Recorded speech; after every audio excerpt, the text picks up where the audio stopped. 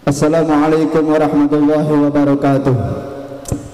Alhamdulillah, alhamdulillahirabbil alamin. Wassalatu wassalamu ala asrofil anbiya'i wal mursalin sayyidina wa maulana Muhammadin wa ala alihi wa ashabihi ajmain. Amma ba'du. Yang selalu kami muliakan dan selalu kami tunggu syafaat nanti di yaumil qiyamah, beliau al-mukarramah Ibu Nyai Hajah Siti Nurjannah selaku pengasuh Pondok Pesantren Sabilul Hasanah. Semoga beliau selalu diberikan kesehatan jasmani dan rohani serta umur panjang yang berkah, amin ya rabbal alamin.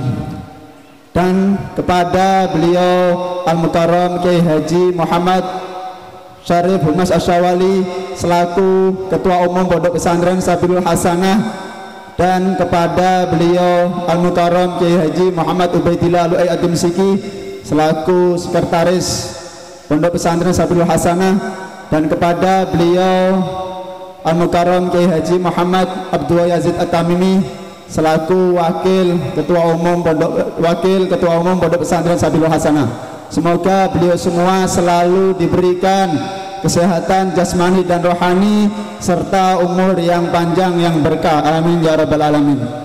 Dan tak lupa kepada tamu undangan, wali santri yang hadir di acara tasyakuran muwada'ah dan wisuda purna santri Pondok Pesantren Sabilul Hasanah, semoga selalu bahagia dapat ridho Allah Subhanahu wa ta'ala. Dan tak lupa kepada santriwan santriwati yang akan diwisuda, semoga bahagia, amin ya rabbal alamin. Langsung saja berdirinya kami di sini akan memandu penampilan pembacaan qiraatul kitab, pembacaan kitab kuning. Kitabnya untuk kitab itu namanya kitab Fathul Muin.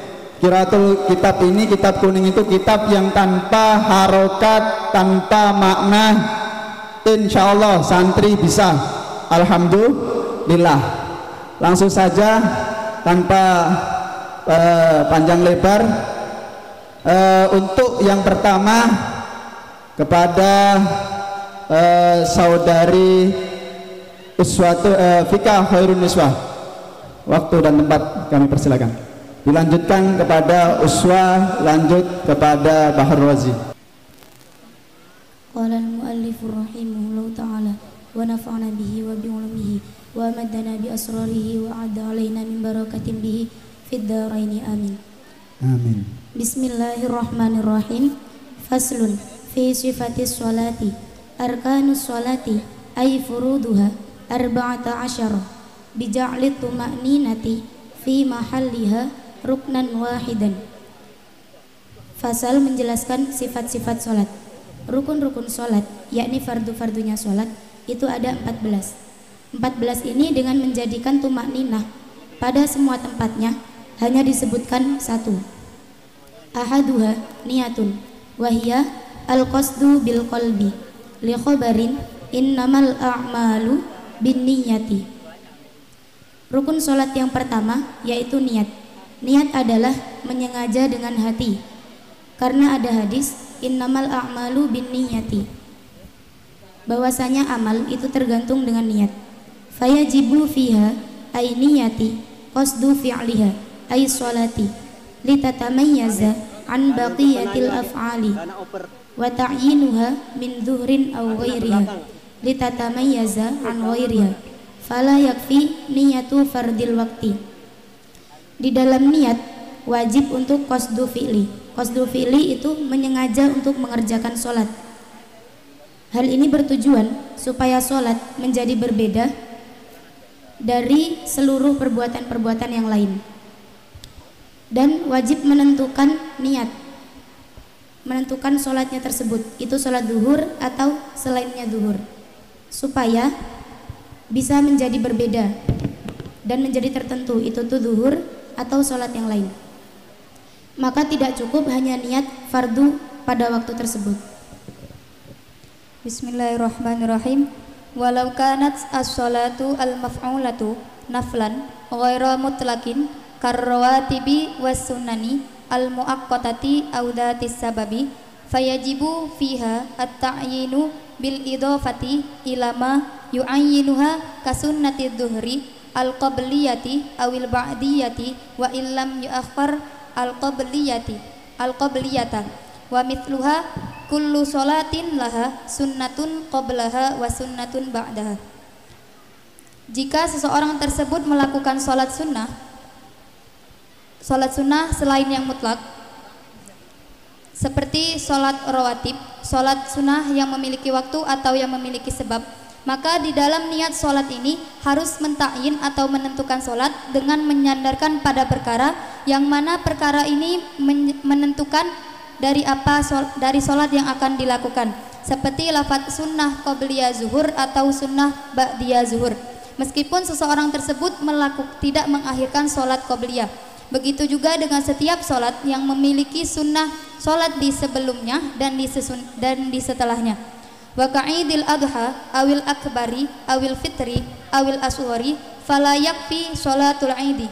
Mentakyin atau menentukan sholat juga wajib di dalam niat sholat hari raya, baik hari raya Idul Adha maupun hari raya Idul Fitri.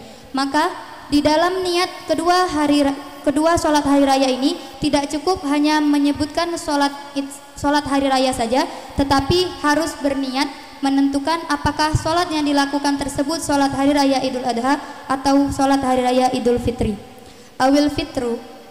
Awil fitri sawaun alwahidatu wazaidatu alaiha wa yakfi niyatul witri min ghairi adadin wa yuhmalu alama yuriduhu alal aujahi fala yakfi fihi niyatu sunnatil isya'i aw ratibatiha. Begitu juga wajib mentakyin pada niat sholat witir, baik sholat witir tersebut 1 rakaat ataupun lebih. Maka di dalam niat sholat witir tidak cukup hanya berniat melakukan sunnah sholat isya ataupun rawatibnya isya. Dan di dalam niat sholat witir tidak diwajibkan menyebutkan bilangan rakaat, yang mana menurut qaul aujah cukup diarahkan dengan seberapa musolli ingin melakukan sholat tersebut. Wat tarawihi wat duha wa kas istisqai wa kusufi syamsin au qamarin. Mentakyin juga wajib di dalam niat sholat tarawih, sholat duha, sholat istisqa, sholat gerhana matahari dan sholat gerhana bulan.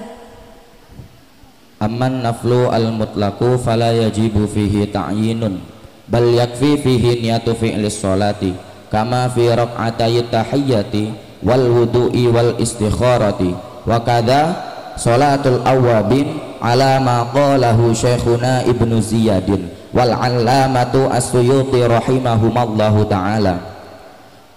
Jadi bahwasannya sholat sunnah mutlak maka tidaklah wajib di dalamnya untuk mentakyin atau menentukan sholat, baik itu berupa sholat zuhur ataupun semisalnya, akan tetapi cukup di dalamnya untuk niat melakukan sholat, seperti halnya di dalam dua rakaat sholat sunnah tahiyatul masjid, dan juga sholat sunnah wudhu, dan juga sholat istikharah. Kemudian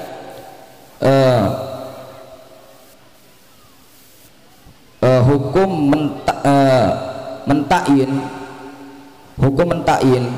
ini tidaklah wajib juga menurut pendapatnya Syekh Ibnu Ziyad dan juga Syekh Al-Allamah As-Suyuti rahimahumullah ta'ala terhadap sholat awabin. Walladhi jazama bihi syekhuna fi fatawihi annahu la budda fiha minat ta'yin kaduha. Sedangkan sesuatu yang dimantapkan oleh guru kita Syekhuna Ibnu Hajar Al-Haytami di dalam kitab fatwahnya, bahwasannya hukum sholat awabin ini wajib untuk mentakyin seperti halnya sholat duha. Wa tajibu niyatu fardin fihi ay fil fardi walau kifayatan au nadran wa in kana annawi sobiyan liyatamayyaza anin nafli.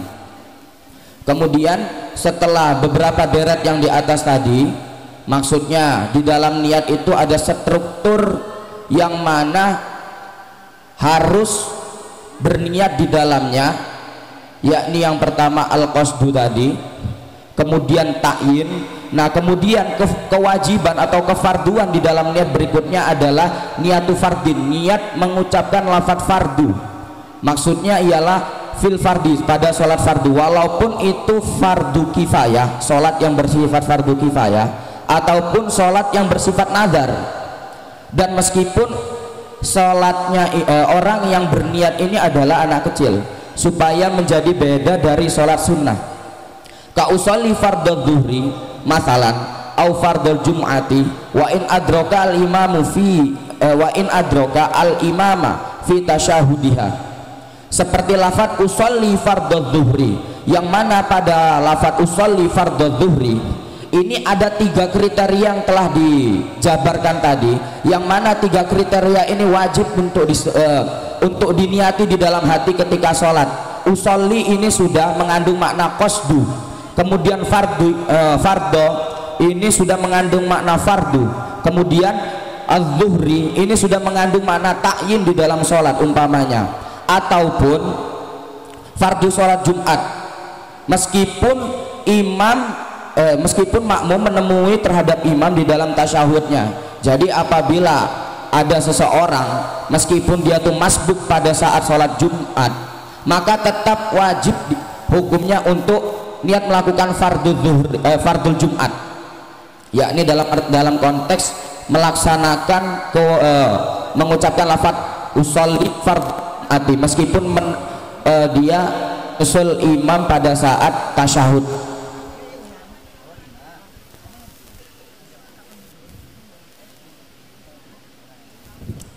Terima kasih untuk para pembaca kitab. Untuk session yang kedua akan dibuka pertanyaan yang akan nanti dijawab para pembaca kitab, mungkin dari siswa atau santri kelas 3 atau kelas 1-2, atau kepada wali santri atau kepada tamu undangan yang terhormat. Untuk itu kami buka session pertanyaan. Silakan wali santri atau santri yang akan bertanya tunjuk tangannya. Silakan.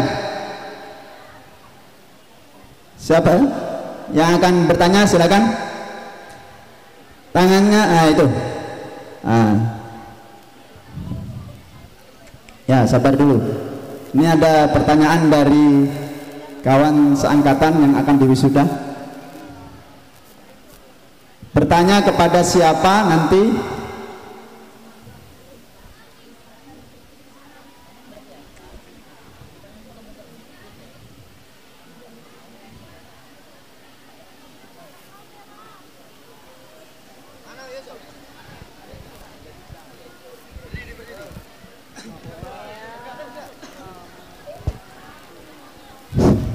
Cek. Jadi saya di sini mau bertanya kepada Mbak Pika. Silakan. Di situ tadi kan ada bijak li tuma'ninati fi mahaliha ruknan wahidan. Saya di sini mau bertanya, minta penjelasannya sedetail-detailnya. Tadi kayak kurang detail. Terima kasih. Terima kasih. Silakan Mbak Vika untuk menjawab. Bismillahirrahmanirrahim. Di dalam kitab Fathul Mu'in ini, rukun-rukun sholat disebutkan 14. Pada lafadz arkanus sholati ay furuduha arba'ata asyara disebutkan 14. Kenapa 14? Sedangkan di kitab Fathul Qorib itu ada 17 disebutkannya. Di kitab Safinatun Najah itu disebutkan 17. Kok di sini 14? Di sini disebutkan 14 karena tumak-ninah itu hanya disebutkan sekali. Meskipun tumak-ninah itu dilakukan setelah gerakan. Misal habis ruku tumak-ninah, habis itidal tumak-ninah, habis sujud tumak-ninah. Tapi di dalam kitab Fathul Mu'in ini disebutkan hanya 1 kali saja, tidak di setiap habis gerakan. Demikian. Kepada anak-anak Andri, di sini menerangkan tentang faslun fi sifatis sholat arkanul sholat.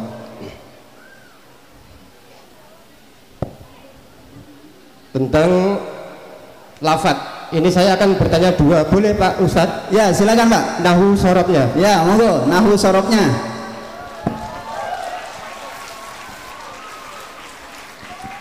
Di sini ada hadis, potongan hadis dari innama a'malu binniyat. Di sini ada kata inna, di situ ada ma-nya. Kita tahu inna ini berfaedah tauhid, yang pengamalannya yungsobul isma wa turfaul khobar. Tapi mengapa kok di sini dibaca innamal a'malu, kok tidak innamal a'mala? Tunggu dulu nanti. Pertanyaan yang kedua? Kedua. Ya, silakan Pak. Di luar konteks ini boleh? Boleh.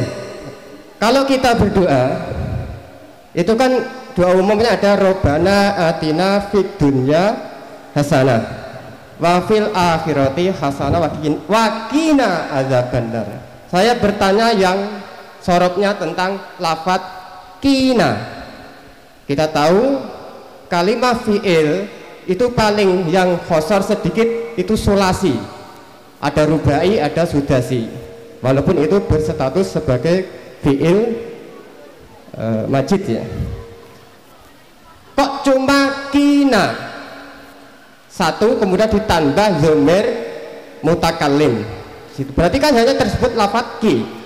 Tolong sebutkan lafadz ki itu asluhunya apa, terbentuk dari bina apa, tolong ditasrif secara istilah maupun lughawi. Nanti ada bonusnya ini Pak Ustadz. Terima kasih.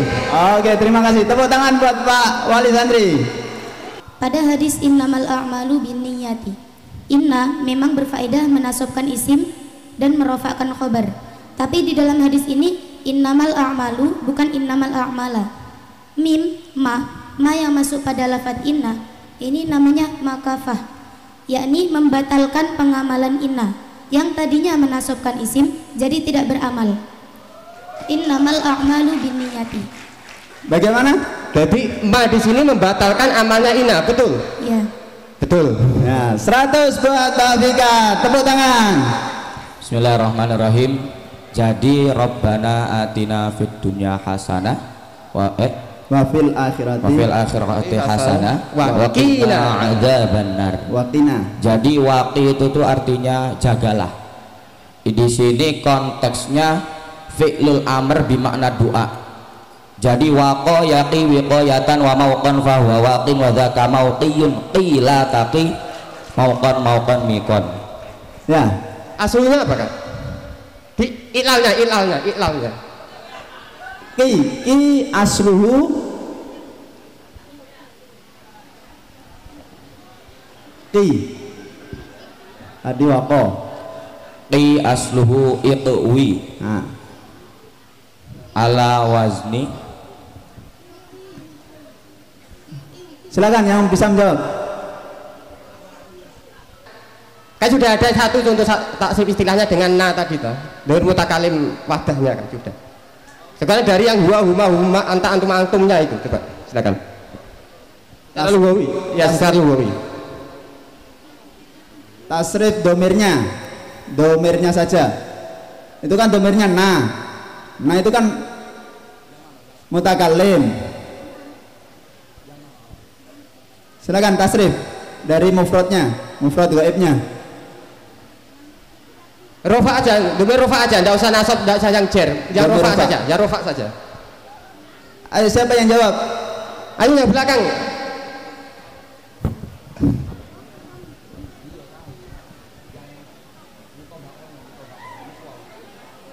Ayo silakan. Mbak Suatu Nasana silakan atau Razi. Cepat. Ya sudah. Ada Pak, silakan Pak. Masih ingin menjawab apa gimana? Ya. Bismillahirrahmanirrahim. Kikiyaku kikiyak kina. Nah, terus Assalamualaikum warahmatullahi wabarakatuh. Baiklah, saya ingin bertanya kepada teman saya yang ada di sana, Bahrul Razi. Ya, silakan. Tadi kan Anda menjelaskan tentang ada kata-kata sholat awabin. Ini tolong dijelaskan, sholat awabin itu sholat apa? Karena di sini mungkin belum ada yang tahu, atau ada sedikit-sedikit tahu, atau nau-nau tentang sholat awabin. Tolong dijelaskan secara detail ya. Terima kasih. Assalamualaikum warahmatullahi wabarakatuh. Ya, terima kasih untuk santri yang telah bertanya. Silakan Mas Bahrul Razi. Nanti ada bonus dari saya.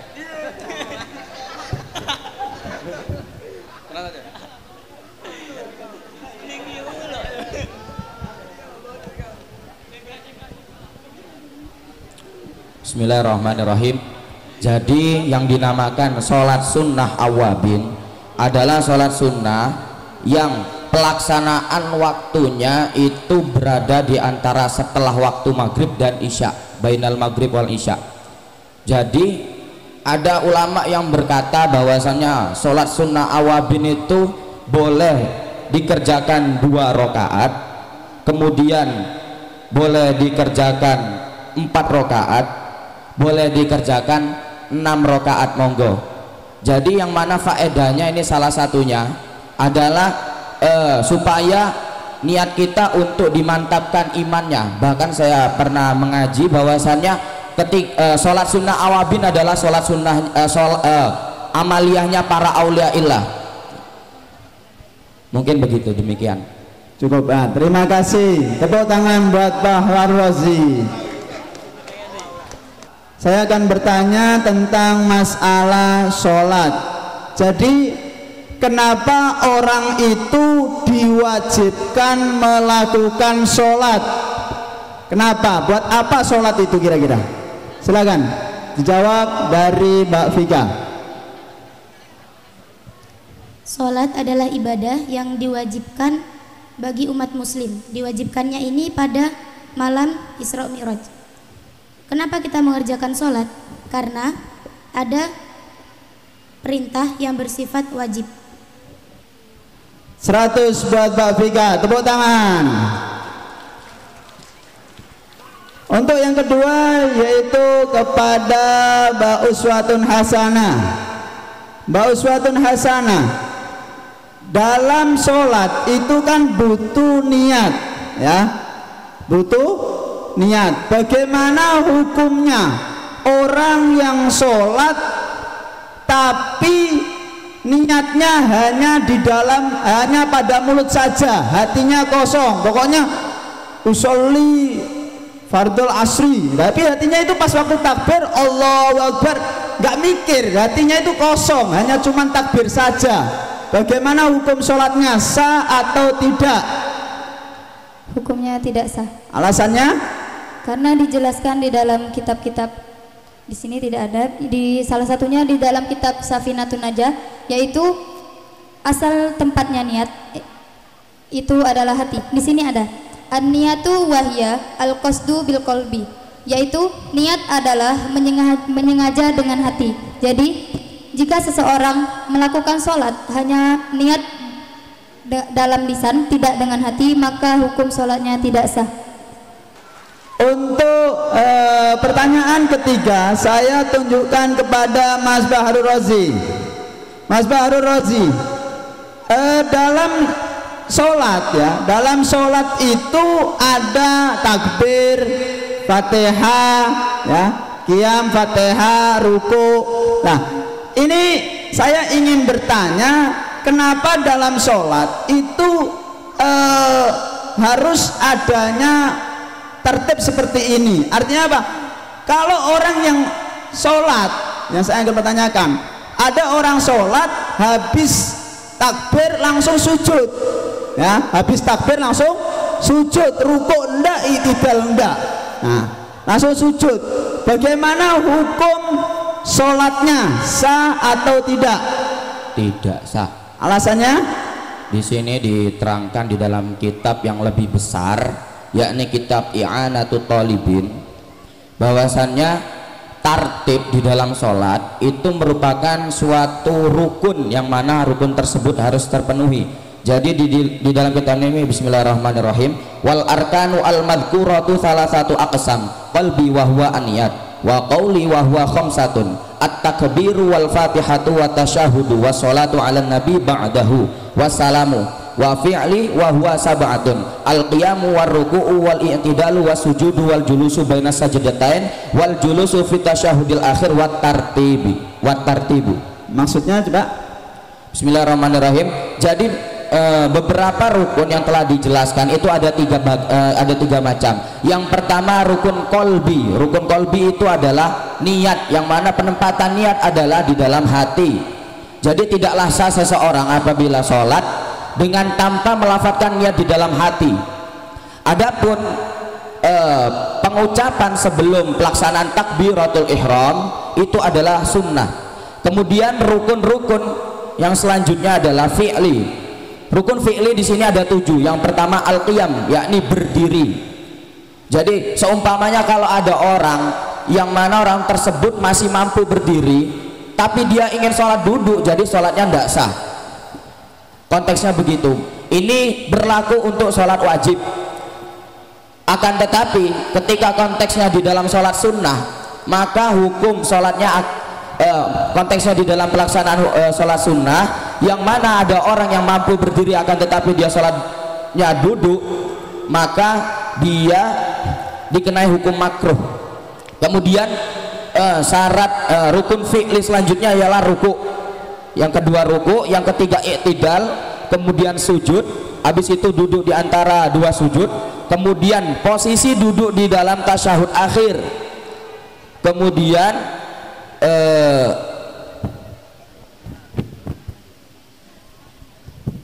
saya ulangin.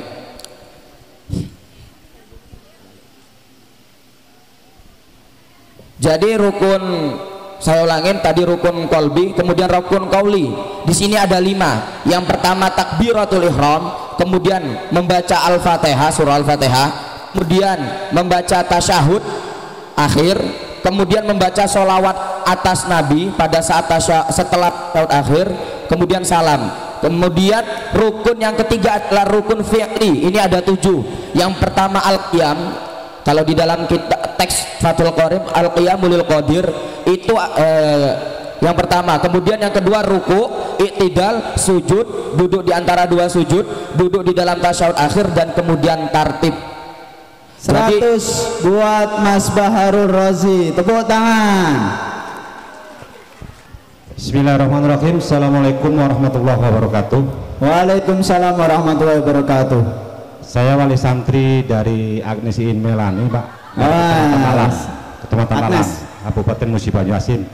Langsung tertuju kepada Mbak Vika. Tadi Pak Ustadz menanyakan tentang sholat fardu. Apa sebenarnya tujuan sholat fardu? Yaitu beribadah, kata Mbak Vika tadi. Pertanyaan saya yaitu, Mbak Vika tadi menjawab sholat dilakukan oleh muslim. Jadi pertanyaan saya satu, apa perbedaan antara muslim dengan Islam? Terima kasih. Assalamualaikum warahmatullahi wabarakatuh. Waalaikumsalam warahmatullahi wabarakatuh. Silakan Mbak Vika dijawab perbedaan antara muslim dan Islam. Bismillahirrahmanirrahim. Jadi Islam itu nama agama kita. Sebagaimana yang kita ketahui bahwa agama itu ada banyak. Ada Islam, Hindu, Buddha, Kristen. Jadi Islam itu nama agama yang kita anut. Kalau Muslim itu adalah orang yang beragama Islam. Ini jika sorof maka ini berupa isim fa'il. Isim fa'il yakni orang. Mungkin bisa ditasrif. Bismillahirrahmanirrahim. Aslama yuslimu islaman wa muslaman fahuwa muslimun. Wa dzaka muslimun aslim la tuslim muslamun muslamun. Fahuwa muslimun. Muslimun itu maknanya adalah orang Islam.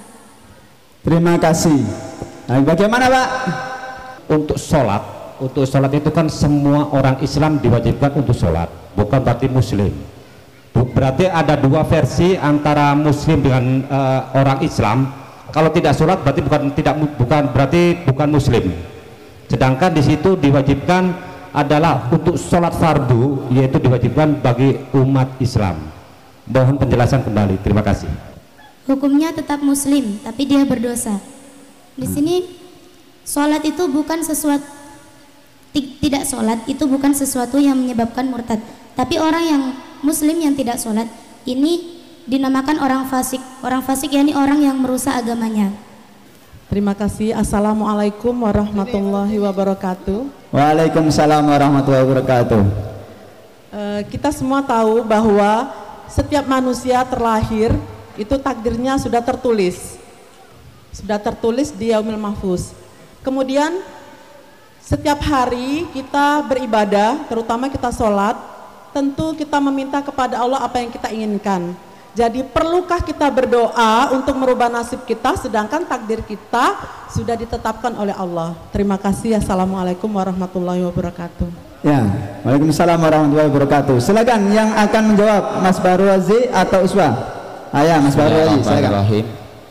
Jadi kalau di dalam penalaran ilmu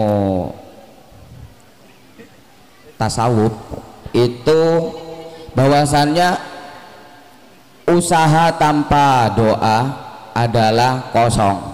Jadi kalau pesan Abah Yai Romo Yai Mudarris, jadikan doa itu sebagai kebutuhan.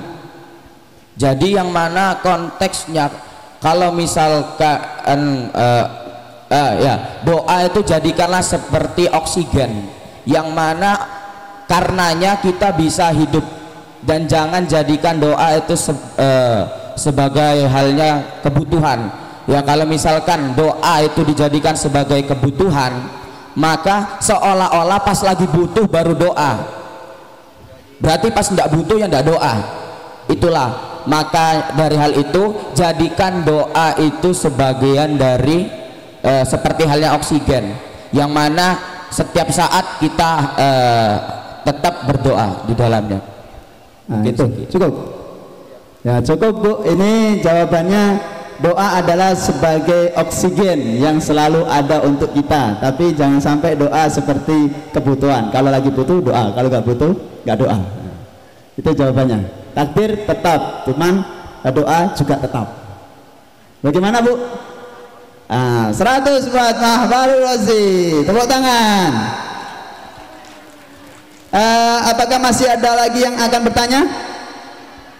Karena ini waktunya sudah jam 9, mendekati jam 9 akan dimulai acara. Untuk itu kami ucapkan terima kasih kepada santriwan santriwati, khususnya Mbak Vika, Uswa dan Mas Bahur Razi telah membacakan kitab Fathul Mu'in. Silakan untuk menempati tempatnya masing-masing lagi.